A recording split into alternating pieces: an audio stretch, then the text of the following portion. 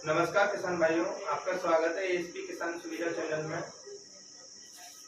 अगर आपको वीडियो पसंद आए तो लाइक सब्सक्राइब करना ना भूलें। आज का जो विषय है किसान भाइयों वो है सफेद लट, जिसे आप गुबरेला व्हाइट ग्रफ्ट के नाम से भी जानते हो।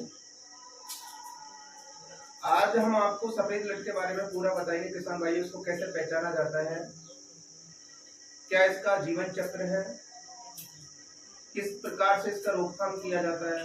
आज हम आपको सारा बताएंगे, आप ध्यान से सुने। किसान भाइयों, जो सफेद लट होती है उसको आप पहचान करने के लिए आपने कभी देखा होगा कि जो गोबर का जो ढेर होता है, जो पुराना गोबर होता है, तो उसमें आपको लट दिखाई देती है सफेद, जो आगे से तो पीलापन लिए मुंह होता है, बीच में से सफेद होती है, पीछे से कुछ नीला काला कलर की होती है, जो 3 से 4 सेंटीमीटर तक लंबी हो जाती है और हमेशा सी आकार में बड़ी होती है।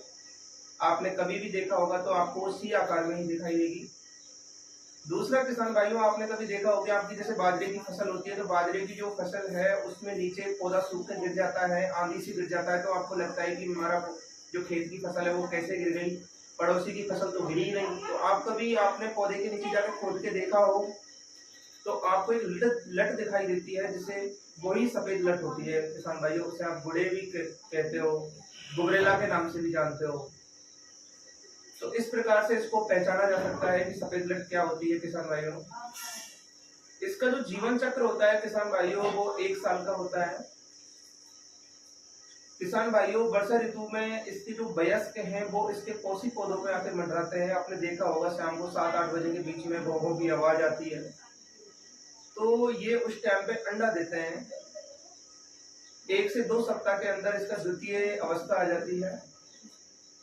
इसकी जो दूसरी जो अवस्था होती है किसान भाइयों, इस लट की जो सेकंड फेज होता है उसमें अत्यंत नुकसान पहुंचाती है किसान भाइयों को। की फसलों में सबसे ज्यादा जो नुकसान पहुंचाने का जो टाइम होता है सफेद लट का किसान भाइयों, वो द्वितीय अवस्था सेकंड फेज होता है।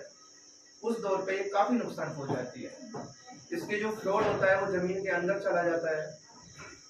तो किसान भाइयों, इसकी जो रोकथाम है वो किस प्रकार से करें। इसकी रोकथाम के लिए किसान भाइयों आपको सबसे पहले गर्मियों में अपने खेतों की गहरी जुताई करवाएं। गहरी आप जुताई करवाओगे तो उस टाइम पे तापमान बहुत ज्यादा पड़ता है, 45 डिग्री 48 डिग्री, तो उस टाइम में इसके जो फ्लोर होते हैं वो नष्ट हो जाते हैं।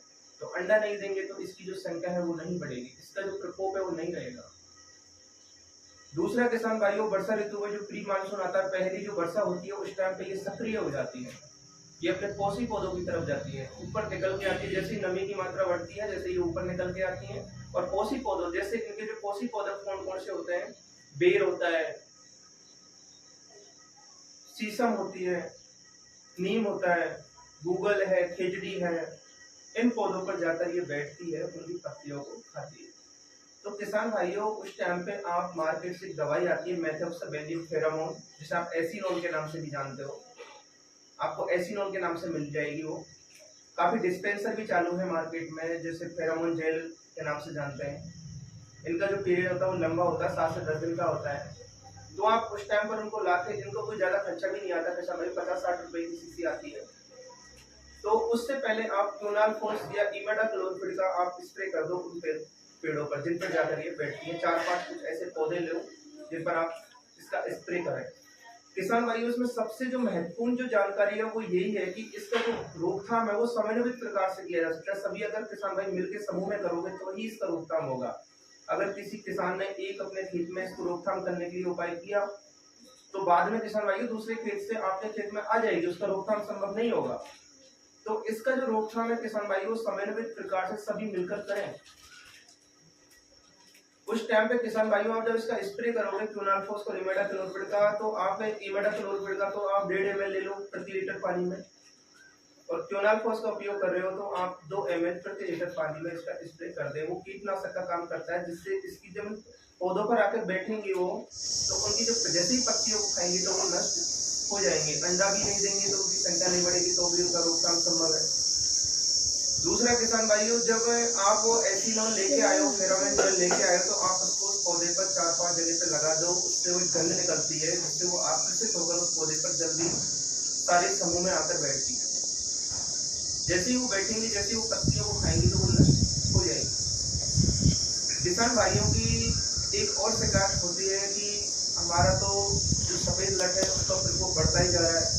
तो उस टाइम पे आप जब जैसे ही बुवाई करते हो बाजरा की, ज्वार की, मूंगफली की, जैसे आप खेती करते हो, तो उस टाइम पे किसान भाइयों आप बाजरे की फसल में जैसे आप 4 किलो बीज प्रति हेक्टेयर का उपयोग करते हो, तो आप उसमें 12 किलो कार्बोफ्यूरान जो 3% कम में मिलता है मार्केट में, इक्विनोल आता है जो 5% कम में पाया जाता है, वो भी मार्केट में मिलता है। आप उसको लेके आए, उस बीज के साथ मिलाकर उस बुवाई के टाइम पे दें, जिससे आपको रोकथाम मिलेगा। खड़ी अगर आपकी खड़ी फसल है किसान भाइयों, तो आप कार्बोफ्यूरान 25 किलो प्रति हेक्टेयर के हिसाब से भुरकाव करें। क्यूनाल फोस का अगर आपको भुरकाव करना है तो 30 किलो प्रति हेक्टेयर से भुरकाव करें।